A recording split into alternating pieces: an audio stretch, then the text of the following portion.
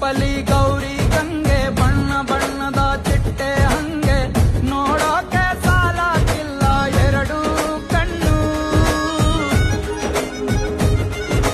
ಗಂಡು ಹೈಕಳು ಬೆಪ್ಪಾದವ್ರೆ ಬೆರಗು ಕಣ್ಣಲ್ಲಿ ನೋಡ್ತಾ ಅವ್ರೆ ದಾವಣಿಲೆ ಬೀಸುತ್ತಾರೆ ಹೆಣ್ಣೈಕಳು. ರೊಟ್ಟಿ ಊಟ ಉಣ್ಣಾಗಿಲ್ಲ, ಹಬ್ಬದೂಟ ತಳ್ಳಾಗಿಲ್ಲ, ಗಂಟ ಜಗಳ ಆಡಂಗಿಲ್ಲ.